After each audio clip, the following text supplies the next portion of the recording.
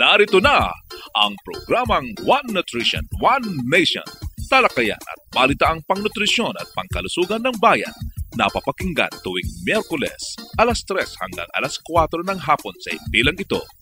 Narito ang inyong kaibigan at katuwang sa nutrition, si National Nutrition Council Executive Director, Assistant Secretary Bernie Flores.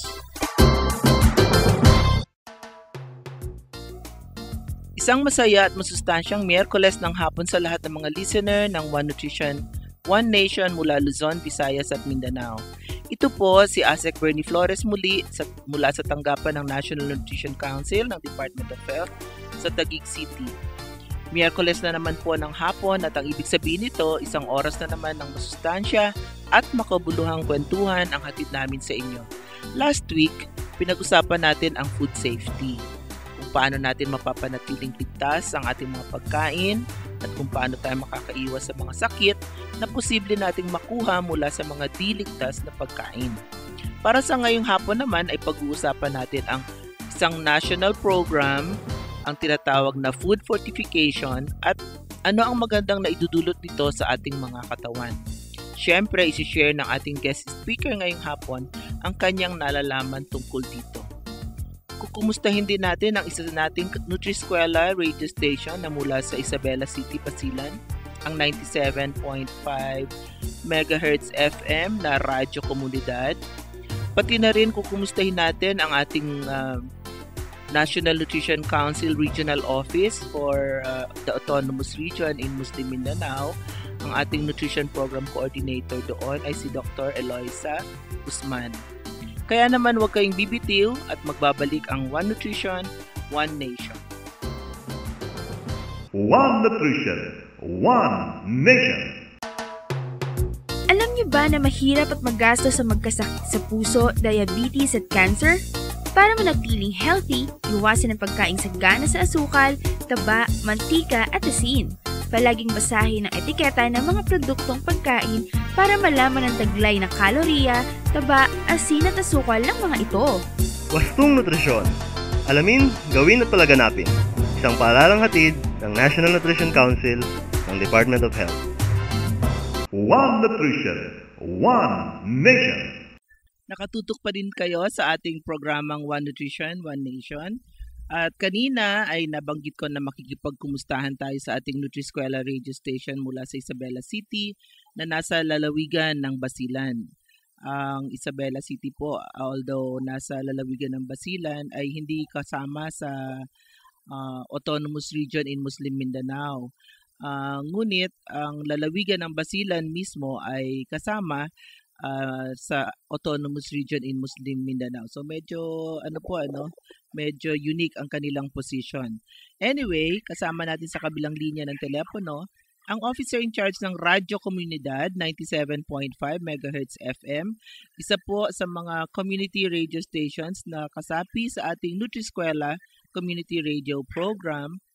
Siya po ang officer in charge habang nasa bakasyon yata ang ating station manager na si Richard Falcatan.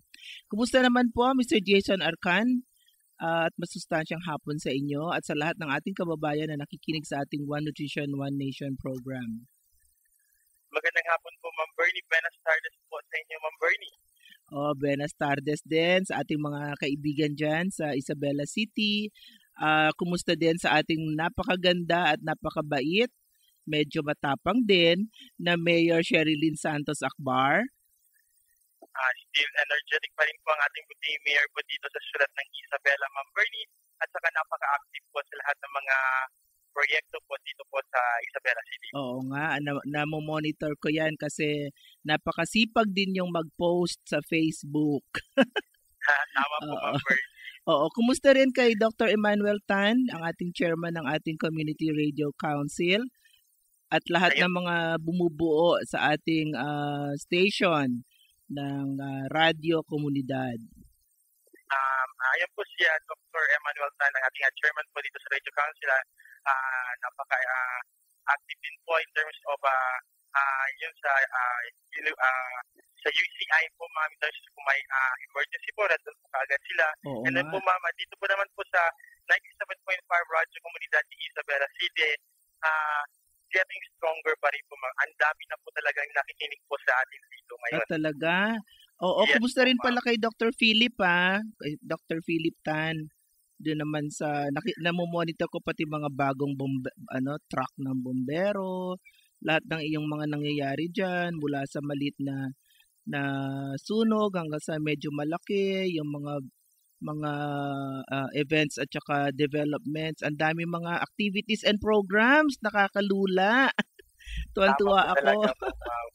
Oo, Dahil kasi and also po, ma'am, dito din po sa registration, dahil po sa 97.5, ang syudad ng Isabela po ay laging informed. oo nga, natutuwa nga ako kasi nakita ko na hindi na lamang sa nutrition, sa parte ng nutrition at saka sa nutrition program, kundi lahat-lahat na ng aspeto ng kabuhayan sa Isabela City ay na i-share ninyo sa lahat ng mga nakatira diyan, sa lahat ng mga barangay, lahat ng mga purok at sitio, at pati rin sa ibang parte ng di ba? Sa ibang parte ng outside Isabela City nakakarating na, no?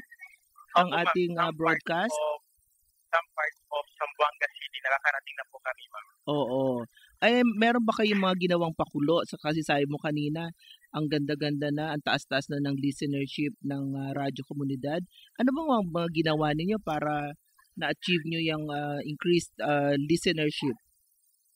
Since nag-start po yung radyo komunidad sa Isabela City po, ma'am, Oo. nagkaroon po kami ng pakulo noong buwan ng April po, ma'am. Oo. Ayun, nagkaroon po kami ng egg hunting, ma'am. Naglagay po kami ng itlog sa iba't ibang barangay ng Isabela City. Talaga?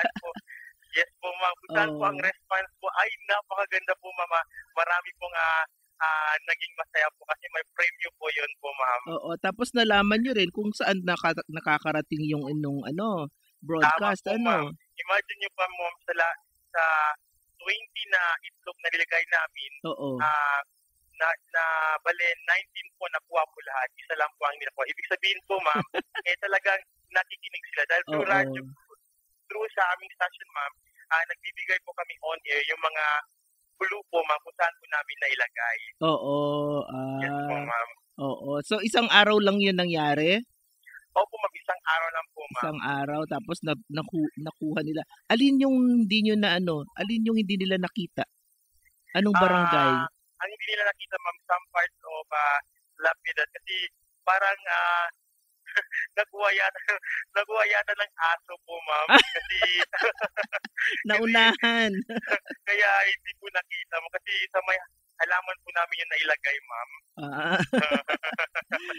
Sige. So ano pa mga ginawa niyo mga pakulo para tuloy pa rin ba yung inyong mga most requested, mga ganon? Yes po, tuloy pa rin po, ma'am. Yun po nga, nagbibigay po kami may station cellphone number po kami, ma'am, and then through that station cellphone number na po na station na namin po, ma'am, ayun nag-text po sila sa mga pong gustong mga request nila, mabati po, ma'am. And then also nagkaroon po din kami ng 1 week na pakulo na nagbibigay po kami ng load during the program po yun sa Korean Special with Sexy Victoria. Yes, okay. Oo, sexy pa ba ang ating Sexy Victoria? Yes, sexy pa? Sexy pa rin po. Kumusta mo ako sa kanila, ha? Lahat sa kanila. By the way, paano naman itong mga recent developments sa ating bansa? Paano nakakatulong ang ating radyo komunidad dito naman sa aspeto ng medyo yung sa peace related activities? Tungkol po, ma'am, sa peace-related activities, talaga nakakatulong din po yung radio station po namin po, ma'am, sa pamamagitan po, ma'am, sa pag-inform po sa publiko, ma'am, yung mga updated po, ganun po, ma'am. Lalo na po especially po sa mga nangyayari ngayon po, ma'am, dito po sa siyudad ng Isabela City. Hindi lang po sa siyudad ng Isabela City, sa buong probinsya po ng Basilan po. Kaya nagbibigay po kami ng advice po, ma'am, na talagang ganun po, be vigilant always po, ganun. Talagang mag-ingat na lang po palagi. Talagang magtulong-tulong na lang po tayo para magkaroon po tayo ng kapayapaan dito po sa probinsya ng Basilan po. Oo, at napakaganda namang marinig na yung ating maliit na community radio ay napakalaki pala ng naitutulong sa pangkalahatang development ng Isabela City. Tama po talaga. Talagang malaking tulong po talaga. At saka marami po talaga nagpapasalamat po na lahat po ng tao po dito sa Isabela City. Talagang malaking tulong po talaga itong radyo. Dahil po nagkakaroon po sila ng impormasyon. Lagi po silang updated po sa mga nangyayari po dito po sa aming komunidad. Okay, maraming salamat Jason, Mr. Jason Arcan sa iyong oras para ma-interview namin kayo sa ikalawang pagkakataon, at least ang Isabela City Radio Komunidad. Meron kang parting words para sa ating mga tagapakinig, Mr. Jason? Masabi ko lang po, ma'am, maraming salamat po, ma'am, at saka and also muchas gracias po, ma'am, sa time po ninyo po, ma'am. Okay. So maraming salamat din sa iyo, Jason. Napakinggan po natin ang officer in charge ng Radyo Komunidad 97.5 MHz FM mula sa Isabela City ng lalawigan ng Basilan, si Mr. Jason Arcan. Susunod na po ang ating main topic, kaya wag muna po kayong bibitiw. Maraming salamat ulit, Mr. Jason, ha. Kumusta dyan sa lahat? One Nutrition, One Nation. Alam niyo ba na para sa malusog na pamumuhay at hustong nutrisyon, disiplina ang kailangan?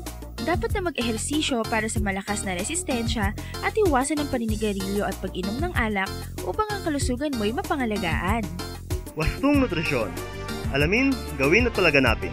Isang paalalang hatid ng National Nutrition Council ng Department of Health. One Nutrition, One Nation. Nagbabalik po ang ating One Nutrition, One Nation, at ito po ang inyong Health Assistant Secretary, Maria Bernardita T. Flores, or ASEC Bernie na lang po for short. Alam niyo ba na ang November 7 ay idineklarang National Food Fortification Day? Kaya't sa episode na ito, pag-usapan naman natin ang food fortification. Alam niyo po mga giliw na tagapakinig, ang food fortification ay ang pagdaragdag ng mga bitamina at mineral sa mga food products para matugunan ang malawak na problema ng micronutrient deficiency dito sa ating bansa. At meron tayong batas, ang Republic Act 8976, na nagmamandato na i-fortify ang bigas, asukal, mantika at harina. Ito po mga pangunahing ginagamit natin sa pang-araw-araw na pagkain. Ngayong hapon, pag-uusapan natin ang fortification ng harina, kung saan ang harina ay pangunahing sangkap ng tinapay. Makakasama natin ang Vice President ng Philippine Federation of Bakers Association Incorporated na siya ring presidente ng Philippine Society of Baking.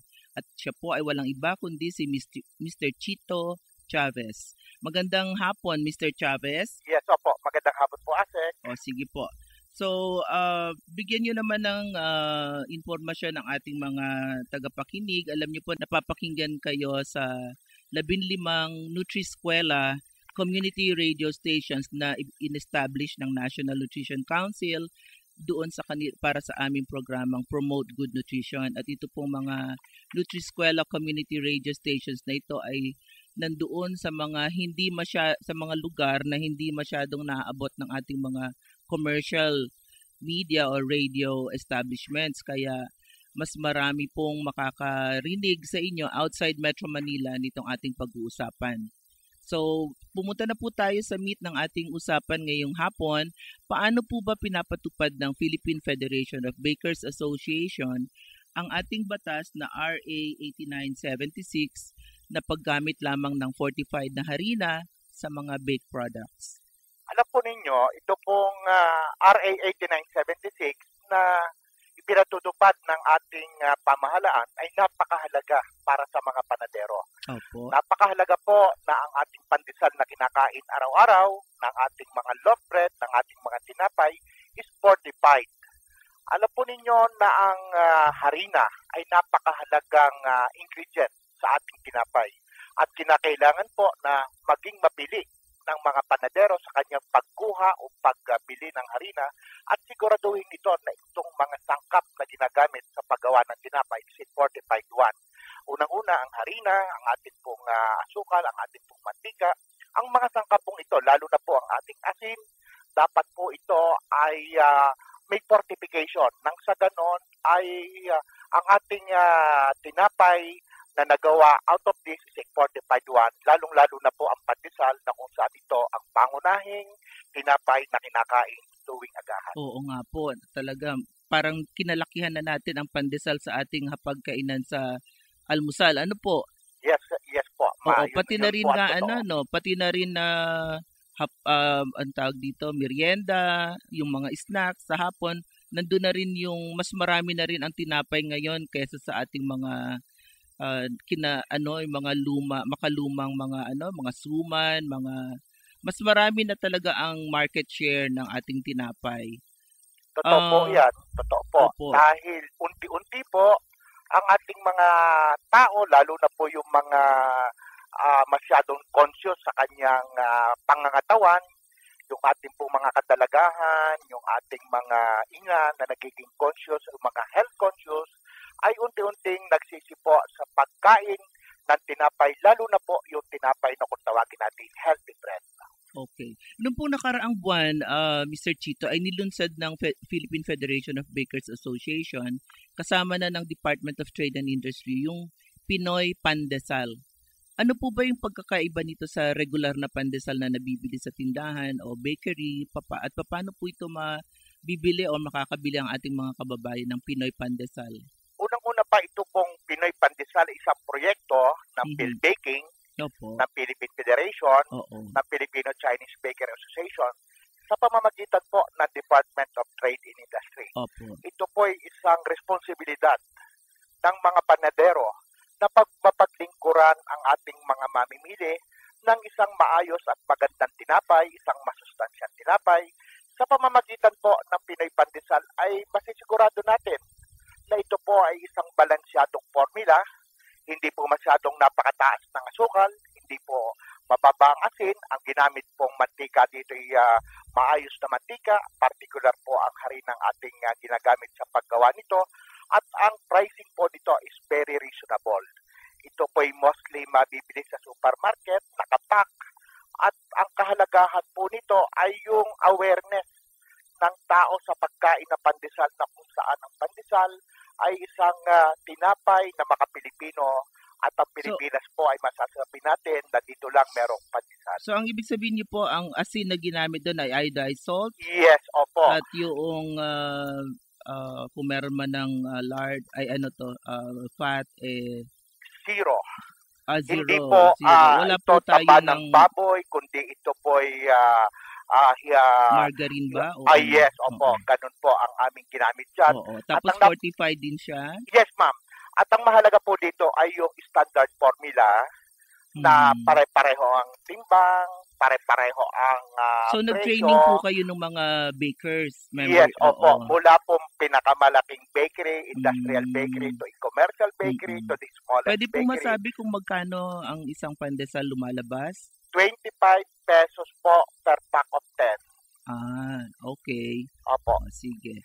So, magbabalik po tayo, Mr. Chito, ha? Yes, magbibigay lang tayo ng daan para sa ating paalala. Sandali lamang po, mga kanutrisyon, at ipagpapatuloy natin ang ating talakayan pagkatapos ng ilang paalala. Magbabalik po ang One Nutrition, One Nation. Huwag kayong bibitiw. One Nutrition, One Nation. Alam niyo ba na ang hypertension, heart disease at stroke, cancer, diabetes at chronic obstructive pulmonary disease ay tinatawag na lifestyle-related diseases dahil ang pagkakaroon ng mga sakit na ito ay may kinalaman sa ating pang-araw-araw na pamumuhay o lifestyle. Para iwas sakit, magkaroon ng healthy at active na lifestyle araw-araw. Wastong Nutrisyon. Alamin, gawin at palaganapin. Isang paalalang hatid ng National Nutrition Council ng Department of Health. One Nutrition, One Nation.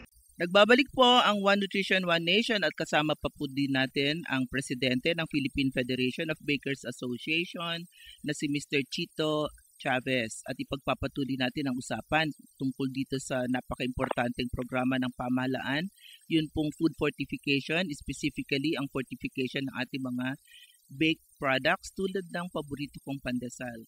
Mr. Chito, paano ba po natin ma-assure ang ating mga consumers na yung tinapay na nabibili nila ay ginagamitan ng fortified flour? Unang-una, ang Food and Drug po, ang ay patuloy at walang kumpay na minomonitor itong mga flour miller.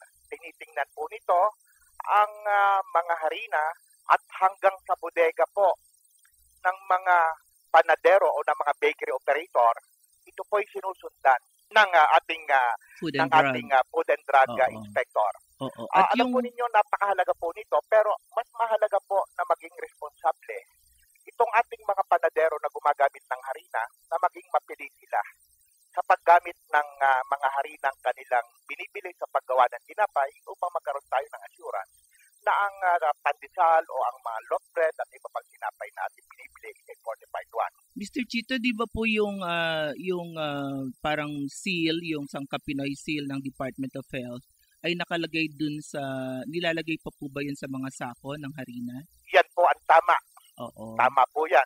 Oo. So yung Opo. mga panadero natin o yung mga may-ari ng mga maliliit halimbawang mga panaderya dito sa mga barangay, dapat yun din ang hahanapin nila, no, pag bumili sila ng isang sako.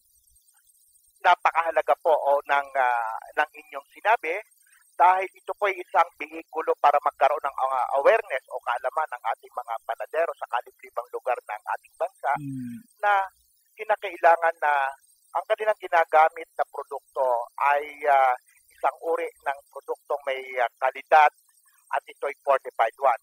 Pero mabanggit ko, Asik, kami po sa Philippine Federation, sa Philippine Society of Baking and Filipino Chinese, ay meron pong isang proyekto na unti-unti naming isiniseminar sa mga panadero ngayon at isa sa mga araw pong ito ay aming ilulunsad. Kami po ay makikipag-ugnayan sa inyong departamento. Opo. Ito po ay tungkol dito sa malunggay pandesal.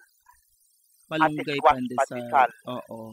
Ito po ay masasabi natin na isang uri ng produktong fortified one dahil napakayaman po ng ating 4 months vegetable, ito pong malunggay kung tawagin, sa mga micronutrients na kailangan ng ating mga bata kung saan matuturoon natin kumain ng gulay sa pamamagitan ng pandesal at kumain po ng squash o pumpkin o kalabasa sa pamamagitan ng pandesal. So separate po yun na produkto, iba yung malunggay pandesal at iba rin yung kalabasa pandesal? Yes, o opo. Ito po pinagsama yung sa isang kasunod ng Pinoy pandesal, a variety of malunggay Pinoy pandesal and squash Pinoy pandesal. Okay po. So ang ginawa pong proseso ay tinuyo muna yung malunggay dahon ba yan? Tinuyo Pwede po pong ba? ilagay Powdered ng press, pwede pong ilagay ng tuyo. Yung Pandesal. malunggay po ay pwede nyong ilagay from the farm or from the palengke na ito po ay gagayat-gayatin ng pinong-pino. I-incorporate po ito sa masa ng pandesal. Yung dahon po yun. Yes, opo. Pero matutuwa yung mga farmers natin ng sa mga kanayunan kasi pwedeng yung panadero natin o yung bakery mag-source sa local. I-source niya sa local yung yung malunggay. Oo, at isasama niya sa kanyang recipe na paggawa ng pandesal. Ang kagandahan po nito, Asek, ay yung pagsasangkap ng agrikulturang Pilipino. In the case of malunggay po, 3 to 5% ng malunggay pwede nating incorporate. Alam po ninyo, Asek, ang harina is completamente nanggaling sa ibang bansa, inangkat. Tama at po. ang squash pandesal po ay pwede nating haluan ng hindi bababa sa 15%. 15%. Ito pong mga bagay na ito ay makakabawas sa importasyon ng ating trigo, makadadagdag sa pagpapayaman at pagpapalago ng agrikulturang Pilipino. Okay, napakagandang layunin yan. So Kaya substitution din pala yung isang anggulo doon. Yes, Hindi yes, lamang ma'am, to fortify and make it more nutritious but also to substitute a certain proportion of the flour content ng recipe para mabawas-bawasan yung ating gastos sa pag-angkat ng flour. At the same time, solusyonan din yung problema natin sa malnutrition. Tama po kayo. Okay. Meron na po bang, gaano na po bang karami sa mga tinapay na nabibili sa buong Pilipinas yung ginagamitan na ng fortified flour?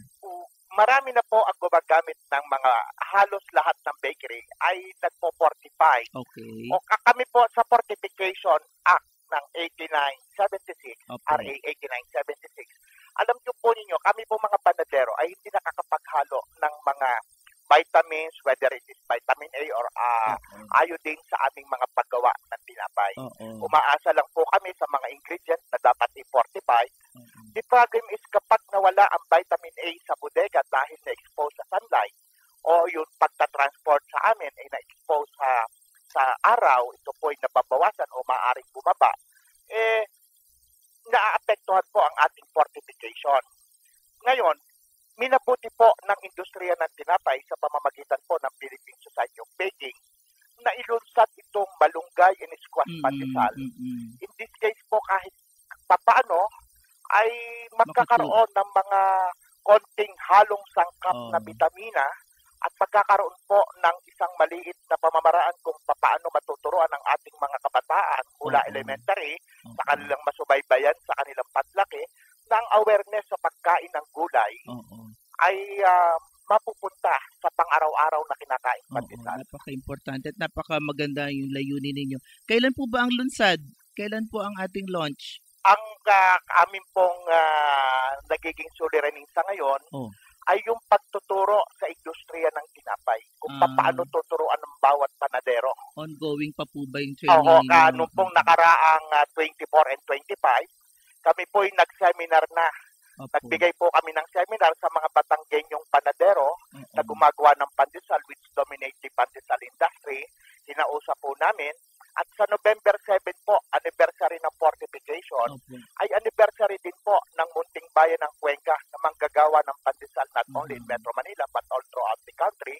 Kami po ay may kaunting anibersaryo sa Cuenca ng fortification na law. At doon po ay ilulunsad namin sa mga kababayang panaderong gumagawa ng pandesal dito sa Metro Manila ang pagtuturo, ang mga paraan kung paano gawin ang malunggay and squash pandesal.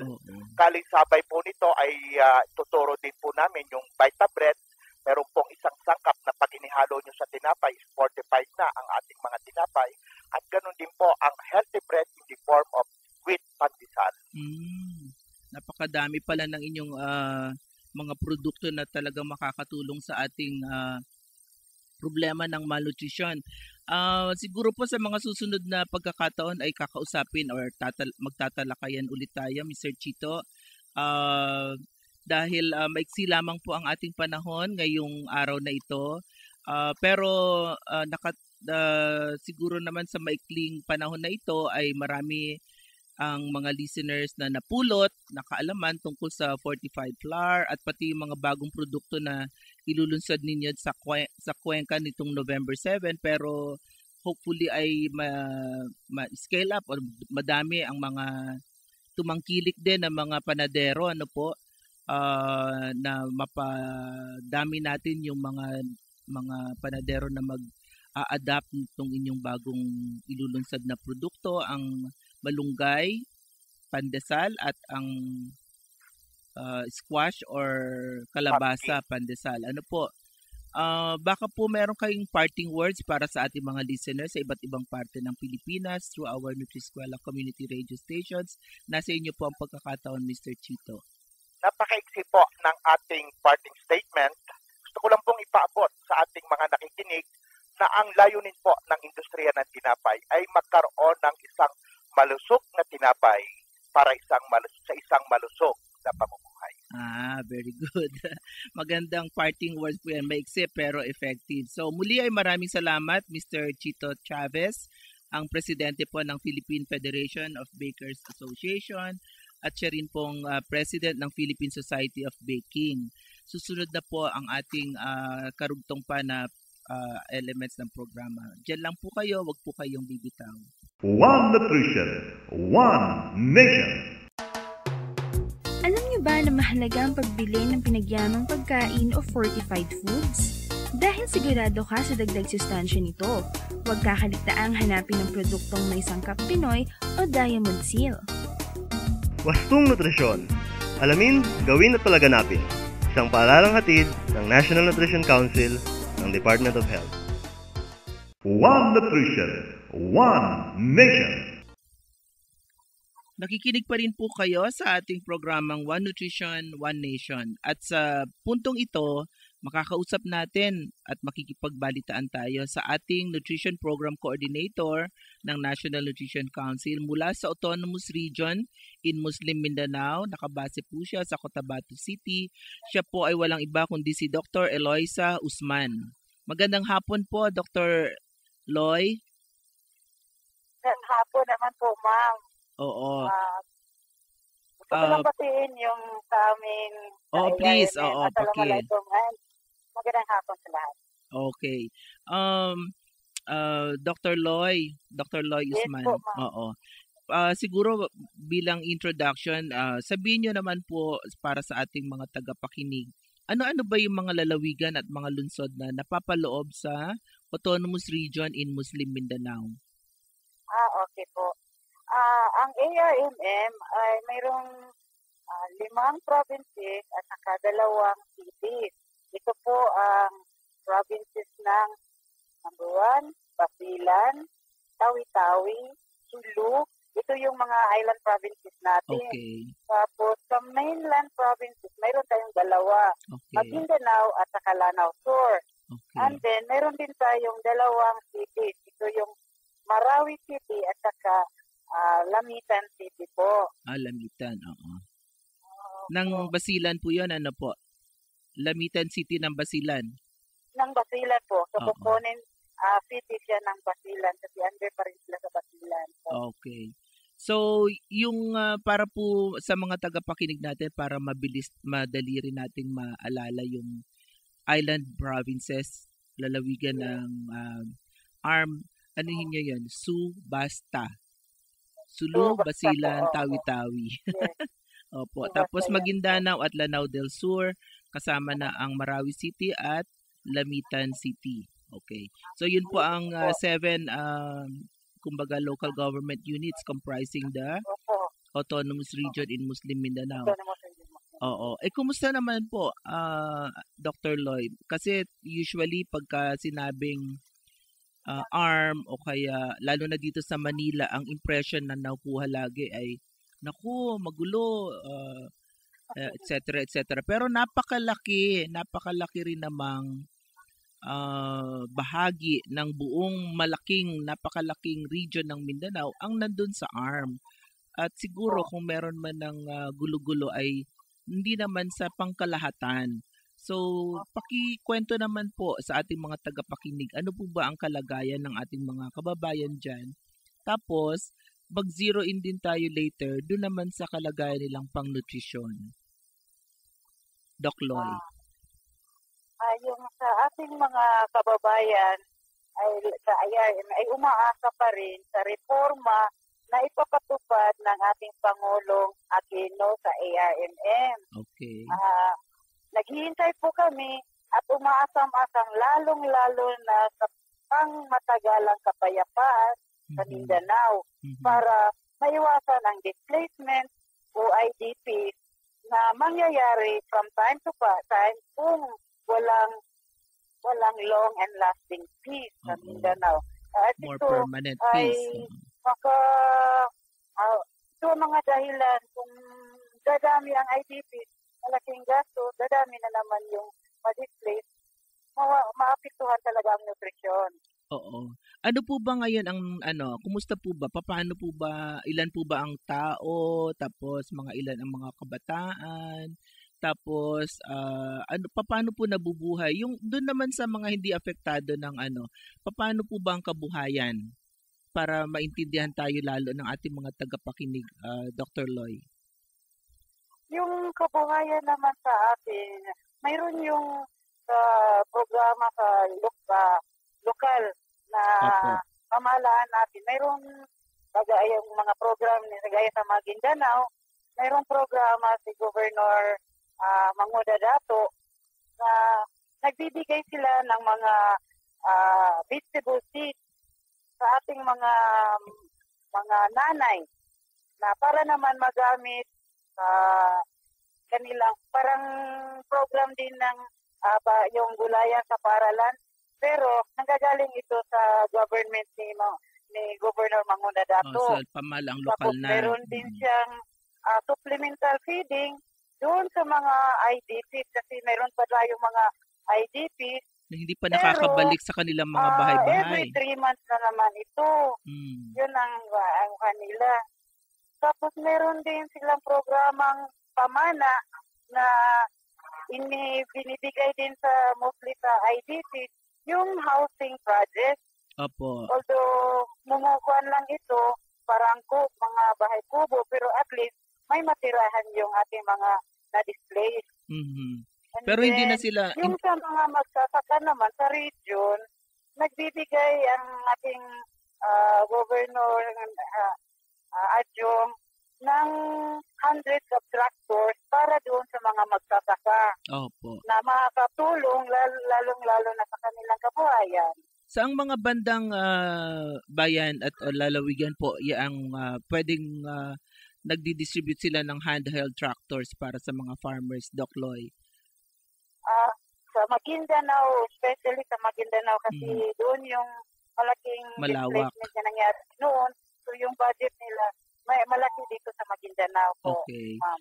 Pero pwede pa rin makapagtanim sa ibang lugar, doon sa mga hindi naman... Pwede pa din ito kasi Governor Adjong naman ang nang-distribute ito. Yung programa niya ito. Oo. So pwede pa rin makabigay sa ibang provinces. Oo. Yung tungkol naman sa paghahayupan, meron din po ng halimbawa mga baka or goat na distribution. Meron din po bang ganyan? Mayroon din po, ma'am. Oo.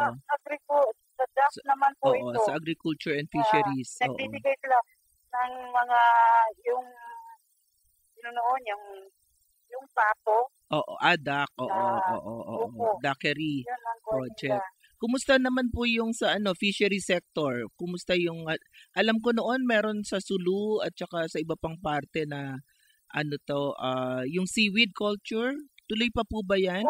Mayroon pa din po, ma'am. Yung pero selected areas lang po. Oo, kasi namimili din ng lugar at saka environment yung seaweeds to thrive. Dapat hindi masyadong maalon, medyo mababaw lang, ganun. So meron din po, meron pa rin. Meron pa rin. Oo. Saang parte ng ARM naman po maraming ganun, nagbe-benefit ang mga fisher folks natin? Tapos, meron din dito sa Maguindanao po. Opo. Pero selected areas lang po. Oo. Sa Sulu meron pa rin? Meron daw konti pa, ma'am. Okay. So ano pa pong mga yung tungkol sa mga child protection programs like yung isinasagawa ng ating social welfare, yung ating 4Ps, nandiyan po ba? Marami po bang ma'am, malaki yung may tulong yung 4P. Kasi every month, tumatanggap sila, nakikita nila yung nagbisita sila sa Sardani dito, nakikita nila nga, pumipila yung mga 4P sa land bank. So, monthly yun sila naka-receive. Oo. Na kailangan na matutukan din natin ito sa NMC kasi yung resource ng iba, yung data na kailangan tama, ma-monitor din natin. Oo, tama. Kasi yung isa sa mga naman ang mga conditionality rin dapat yung mga bata, lalo na yung mga below 2 years old na bata ay pinapasuso at saka at the same time dinadala rin or tinitimbang para ma-monitor regularly kung tama ang kanilang paglaki at pagbigat. Kailangan mayroon kami yung partnership. Magtulungan kami dito kasi siguro kulang din yung DSWD ng mga partners. Oo, magtutulungan tayo niyan. Ngayon, may mga konting nagreklamo. Yung gano'n. Meron. Oo. Anyway, nare-resolve naman kaagad. Wag lang patagalin yung mga reklamo kasi I remember 2 years ago, nagpunta rin ako dyan as head of the Anti-Hunger Task Force. Especially sa Maguindanao. At talaga namang nung puntong yun, hindi pa nare-release yung kanilang cash assistance. Ay nakakaawa naman talaga kasi naghihintay talaga ang mga pamilya. Pero as of now naman, more regular na yung na-regularize na yung release ng kanilang assistance. Ano po? Sa 4Ps. Ma'am, Doc Loy, ipakikwento mo naman sa ating mga tagapakinig yung ating yung inyong breastfeeding initiatives, promoting breastfeeding kasi yun very unique yun. Very unique sa ano yan, sa ARM. Opo. Kasi mayroon tayong programa na breastfeeding counseling. Ito, na-sponsor ito ng PCID. Invited kami na resource thinkers from NNC talaga at saka DOS.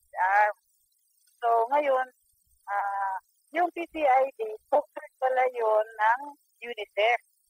So kinuha tayo na speaker na region-wide na namin, napunta namin island provinces at saka dito naman sa mainland. Yung breastfeeding counseling kasi naiiba itong sa amin na mayroong may kultura na wala naman sa Christian kasi yung sa amin blended with medical aspects and Islamic perspective. Oo, yun ang ikwento niyo sa sa ating mga tagapakinig, Doktora. How were you able to work with the religious leaders of in ARM at paano natin na convince sila na mag-partner para sa breastfeeding promotion? Opo. Matagal-tagal namin ito silang nililigawan, ma'am, kasi hindi talaga ito sila pumapayag kung sino-sino lang yung mag-invite sa kanila. Opo. Pero sa pamanggitan ng mga kasamahan ni Dr. Tato na nag-contact doon sa taga-Darul Ifta, yan pumapayag sila. Pero yun lang ang pinapasukan nila itong NNC natin kasi naniniwala sila dito sa ating programa. Ma'am, excuse me po. Sila, ma'am, paki-explain lang po ano yung Darul Ifta. Yung Darul Ifta po, yun ang House of Jury, House of Opinion. So, sa Islamic opinions na sila talaga ang may authority to speak in behalf sa mga Muslim, yung sa Islamic ruling. Okay. Sila kumbaga yung final may authority. Walang iba. So, sa aming mga kapatid na Muslim, sa brothers and sisters na Muslim, doon sila maniniwala sa kanila.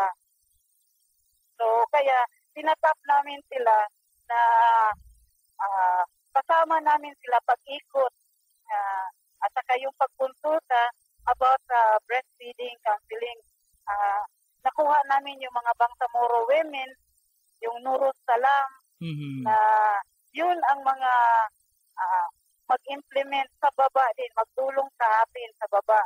Kasi maniniwala yung ating mga nanay na mga Muslim kasi sa vernacular nga gigamit na kapag advocate. Oo. Doon sila maniwala doon. Pati po ba yun sa yung prayers, na isasama rin po ba yung mga konting teachings about breastfeeding? Pagka yes, prayer? Ito yung mga lecture namin. Si Dr. Tato kasi yung nag-lecture about breastfeeding in Islam. Opo. Na mayroon doong mga Quran verses na tatalakayin para in support kung ano yung sasabihin na para maniwala yung ating mga Muslim brothers and sisters. Na from the Holy Quran, kumukuha doon ng mga verses. Tapos ito ang explain, ito ang supporting na evidence. Para talagang kung ano yung na advocate namin about breastfeeding, talagang yun ang totoo. Naku, okay. Napaka-importante, ibang aspeto, ibang anggulo naman ang i-share sa atin ng ating Regional Nutrition Program Coordinator for the Autonomous Region in Muslim Mindanao. Yung aspetong nutrition in or with cultural or with a cultural perspective at saka specifically religious perspective. In Islamic religion, true to the Islam religion, yung mga pagpropromote ng exclusive breastfeeding or breastfeeding para sa ating mga kababayan sa Autonomous Region in Muslim Mindanao. Napakagandang anggulo. Maraming salamat Dr. Loy, ang ating pong Regional Nutrition Program Coordinator. Salamat po. Oo, may gusto ko ka po bang iparating sa ating mga tagapakinig? Maybe you can give a few parting words.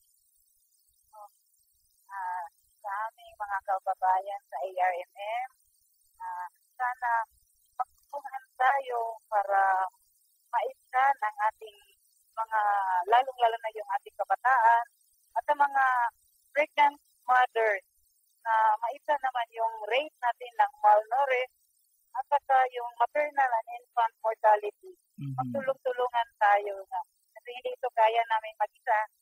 We need your help. So, sa lahat, maraming salamat po. Okay, at malaki ang backer ng ating nutrition program sapagkat tama yung naging approach ng ating opisina doon na nakipag partner sila sa mga authorities sa Islamic religion at saka Islamic culture. So maraming salamat pong muli Dr. Loy, ang ating pong Regional Nutrition Program Coordinator, Dr. Eloisa Usman, Nutrition Program Coordinator ng Autonomous Region in Muslim Mindanao. Maraming salamat sa iyong oras at kukumustahin ka namin muli sa mga susunod na pagkakataon. Magbabalik po ang One Nutrition, One Nation. One Nutrition, One Nation. Alam niyo ba na para mahikayat ang kapamilya na kumain ng gulay ay dapat bumili ng gulay na nasa panahon? Bukod sa mura na ito, sariwa't hitik pa ito sa sustansya. Importante din na iba-ibahin ang mga gulay na inihahanda araw-araw upang ito'y maging kaaya-aya sa mga kakain. Maaari ring subukan ng malulutong na gulay tulad ng carrots, letsugas at pepino na kinakain ng hilongman o pinasingawan. Planuhin ang paghahanda ng pagkain base sa isang main vegetable dish. Halimbawa, ang pinakbet ay maaaring ihain kasama ng prito, pinangat o pinaksiw na isda. Dagdagan ng gulay tulad ng malunggay, kangkong, dahon ng sibuyas, kinchay, carrots at iba pa ang instant noodles para madagdagan ang sustansya nito. Wastong Nutrisyon. Alamin, gawin at palaganapin. Isang paalalang hatid ng National Nutrition Council ng Department of Health. One Nutrition, One Nation. Last week ay ginanap natin ang National Nutrition Award Ceremony or ang tinatawag nating NNAC at kaugnay nito makakausap natin ang isa sa ating mga awardee. Alam niyo po, itong taon na ito or itong awarding ceremony na ito ang very first na nagkaroon ng awardee mula sa Region 8. Ito pong lugar ng Leyte at Samar. First time na awardee yung Nutrition Honor Award. Ito po yung pinakamataas na award or parangal na ginagawad ng National Nutrition Council sa buong bansa. Ang winner po, nung isa sa mga winner, dalawa lang po ang nagkamit ng Nutrition Honor Award nitong nakaraang National Nutrition Award Ceremony, ay kasama po dito yung first time din nagkaroon ng misa sa buong Pilipinas. At ang wala pong ibang lugar na binabanggit ako, kundi ang bayan ng Limasawa sa Southern Leyte. At ngayong hapon nga ay makakausap natin, walang iba kundi ang mabait at napakasipag na mayor ng Limasawa, Southern Leyte, na si Mayor Melchor Petracorta. Masustansyang hapon sa iyo, Mayor Petracorta, at congratulations po sa buong bayan ng Limasawa. Salamat po, ma'am, at magandang hapon sa inyo at sa lahat ng mga nanonood sa inyong programa. Pwede nyo rin pong batiin ang ating mga tagapakinig.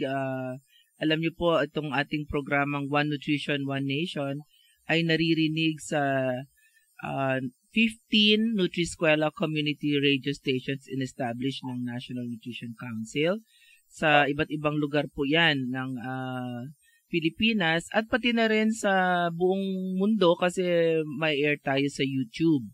Kaya pwede niyong batiin ang ating mga tagapakinig sa inyong mismong dialect, Mayor Petracorta. nung hapon sa tanan, labi na itong taga Limasawa, ito ni Leyte. Salamat, congratulations na ito, taga Limasawa, o sa uban pang mga tao nga naasa nagkanalaing lugar nga taga Limasawa. Proud po sila nga na imong honor award, ang Limasawa Nutrition Honor Award. Okay, congratulations po ulit, Mayor, ha? O, ngayon, panahon na para iyabang nyo naman.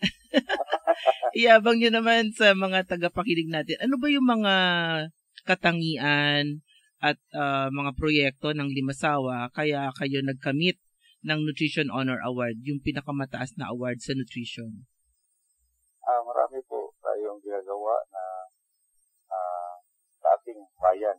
Una, sa yung pagpatuloy natin yung pagkakaisa, yun ang naging at saka yung sa mga leaders natin na mayroon mga puso para sa nutrisyon. Parang yun ang unang ginawa katangian. namin. Pagkakaisa namin sa amin. So nagkaisa kayo, hindi kayo kontrapartido or kontra whatever.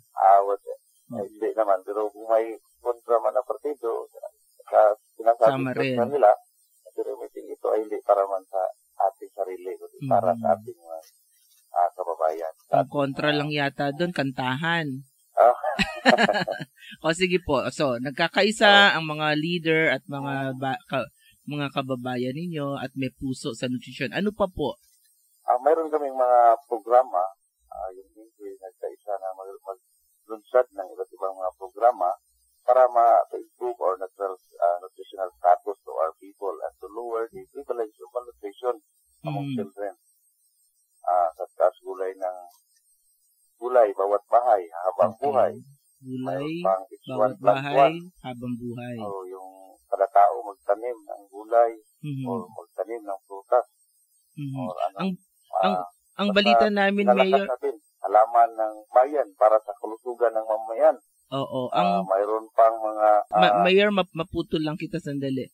May balita ako na yung panggulay-gulay na yan, hindi nyo basta pinalaganap sa barangay until and unless kayo mismo ang nagtanim. Tama po ba yon? Yes. Actually, mayroon kami talagang search. Mayroon search na gulay, bawat gulayan ng barangay. Mayroong gulayan ng paralan. So, na patupad natin ito hanggang sa barangay at saka sa eskwelahan. Opo. Tapos binibenta ba nila yung gulay o anong ginagawa nila dun sa kanilang harvest? Binibenta po yung may mga yung sa gulayan ng barangay, binibenta pero mura lang presyo at saka yung bayad, yung nalikom na pambayad ang pera ay ginagamit naman sa nutrition program ng barangay. Okay. So, nakakita din. Oo, kumikita rin. Pwede na ibigay lang. So, ibinta. At pati yung sa bayan, mayroon tayong gulayan ng bayan sa munisipyo. Meron din yata kayo ng bagsakan, di ba? Oo, doon sa bagsakan namin, ilagay yung mga gulay. Ano pa po? Ano pang mga proyekto? Maliban pa yan, ginawa natin yung sa buntis naman kasi kailangan na i-evaluate, i-monitor at saka talaga tutukan yung sa mga buntis kasi one of the factor dahil naging malnourished ang bata dahil sa malnourished din yung nanay. Pinapupunan. So, kailangan natin tutukan yung buntis. So, mayroon mo tayong mga programa dyan. Prenatal awareness, pakauno ng buntis. Meron kayong feeding para sa mga buntis? Parang nutrition tulong sa mga tao.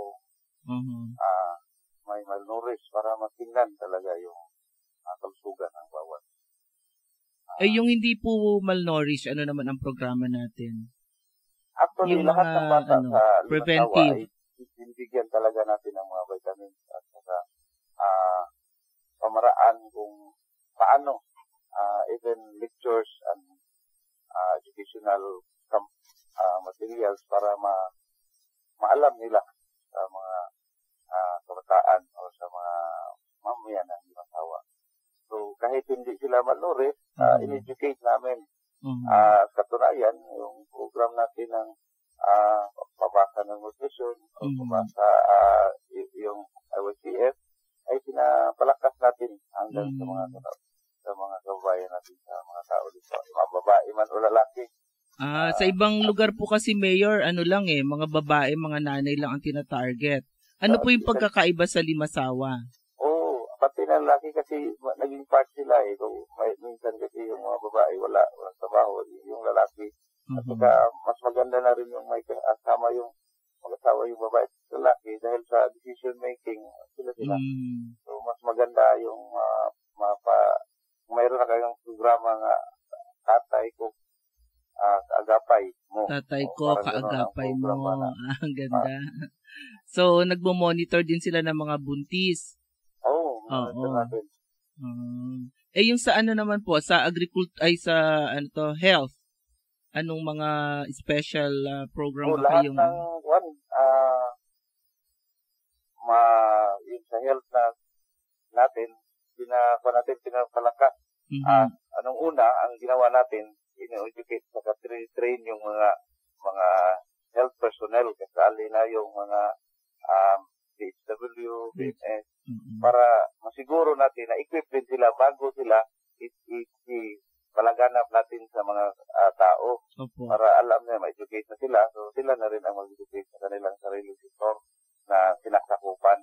So after that, sila ang pinapatupad natin yung complete na tanan, lahat ng bata na talagang 100% coverage.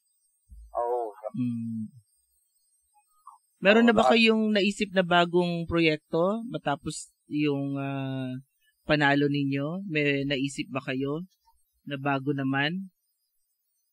Ang kuha natin ay ipagpatuloy talaga yung programa na nasimula na. Tupad natin at ang hinahangad natin ang layunin na ang Limasawa ay isang maging malnourished free municipality.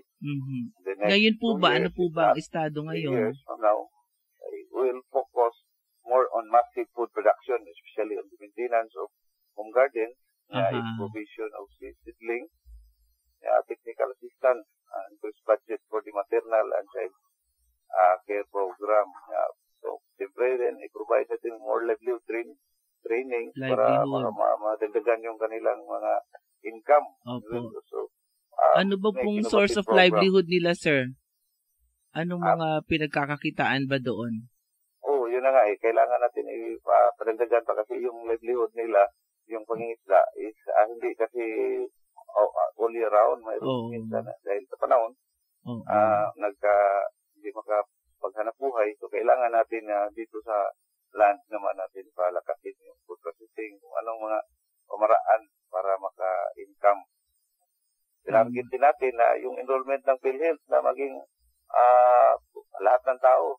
Ngayon, as of now, we have 193% in NDCC program. So almost 200% na tayo sa NDCC program.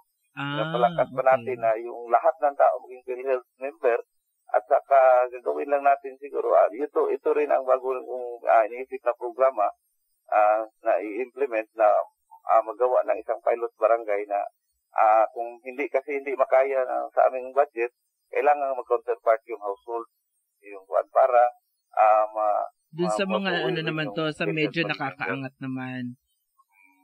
So maliban dun sa yung training natin ng OSF at saka pabasa sa nutrisyon, kailangan ng lahat ng tao, yun ang ating target, pero unti-unti natin. Ngayon, after sa mga barangay official, tapos na, municipal official, tapos na, mayroon 25 person per this year, so next year, maybe 30 additional hanggang matapos natin. So, talagang universal coverage. Paalam kung ano talaga ang gustong gawin para maging nourish yung mga tao. Correct. Ano po yung bilang panghuli kong tanong, Mayor, or request actually, pwede nyo iparating sa ibang munisipyo o bayan para maging matagumpay din yung kanilang mga programang pangnutrisyon? Okay, para sa ibang mga bayan, ang masasabi ko lang po ay kailangan na magtutulungan ang lahat ng mga tao. There should be an attainable, well-crafted municipal action plan. Strong leadership and full of dedication and commitment. Kasi kung wala dyan, mahina ang loob ng mga leaders, kulang din yung implementation. At kailangan yung passion, kailangan yung ikaw mismo, yung leader, ikaw yung magsimula. Kailangan mong unite lahat ng Municipal Nutrition Committee members to implement the nutrition program with the full support and cooperation among the people. So, yun lang siguro ang makarating ko sa ating mga advice. Maraming salamat po. Maiksi lamang po ang sinabi ni Mayor na kanyang pwede na rin iparating sa ibang mga munisipyo, maski sa lalawigan siguro. Pero ang kanyang sinabi ay napaka-importante. Kailangan may leadership, may passion, meron ng fire in your belly, kumbaga, para mapatupad natin ang nutrition program with the support of everyone in the community. Yes. So maraming salamat po, Mayor Petracorta, Mayor Melchor Petracorta ng Bayan ng Limasawa sa Southern Leyte, na isa sa dalawa lamang na nagkamit ng Nutrition Honor Award, ang highest award na ibinibigay ng National Nutrition Council. Alam niyo po mga tagapakinig, after 6 consecutive years lang naman po. Kaya talagang napakahirap ma-achieve yung Nutrition Honor Award. Kaya hats off ang lahat sa ating Mayor, Mayor Melchor Petracorta. At marami pong salamat sa pagpapaunlak sa aming tawag. At sana ay makausap pa namin kayo sa mga susunod na pagkakataon. Magbabalik po ang One Nutrition, One Nation. One Nutrition, One Nation. Alam niyo ba na sa mga pagkaing mayaman sa protina tulad ng isda, karne, manok at tuyong butong gulay, panalo ka! Dahil ito ay nagpapalakas ng resistensya at pangangatawan. Wastong Nutrisyon. Alamin, gawin at palaganapin. Isang paalalang hatid ng National Nutrition Council ng Department of Health. One Nutrition, One Nation.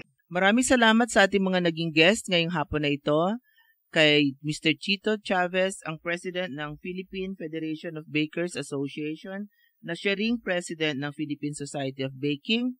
Salamat din kay Officer in Charge, Mr. Jason Arcan ng Radyo Komunidad 97.5 MHz FM mula sa Isabela City, Basilan. Salamat din kay Regional Nutrition Program Coordinator Dr. Eloisa Usman ng ating office ng Autonomous Region in Muslim Mindanao. At huliman at magaling, pinakamagaling pa rin, kay Mayor Melchor Petracorta ng Limasawa, Southern Leyte, ang isa sa natatanging dalawang winner ng Nutrition Honor Award nitong nakaraan lamang na National Nutrition Awarding Ceremony. Huwag ninyong kakalimutan na bumisita sa ating website na www.Phil Community Radio, isang salita lang po yun, philcommunityradio.com, para mapakinggan ninyo ang ating previous episodes at pati na rin ang episode na ito. Samahan niyo ulit kami next week para sa masustansya at makabuluhang talakayan tungkol sa nutrisyon. Kaya ipagpatuloy lamang po ang pakikinig dito sa ating One Nutrition, One Nation dahil gagawin naming masustansya ang inyong Miyerkules. Masustansyang talakayan at balitaan ang ihahatid namin sa inyo sa One Nutrition, One Nation. Ito po ang inyong lingkod sa Nutrition, Health Assistant Secretary Bernie Flores ng National Nutrition Council. Maraming salamat po at masustansyang hapon sa ating lahat. Inyong napakinggan ang programang One Nutrition, One Nation. Talakayan at balitaang pangnutrisyon at pangkalusugan ng bayan. Makinig muli sa Miyerkules, alas 3 hanggang alas 4 ng hapon. Programang One Nutrition, One Nation.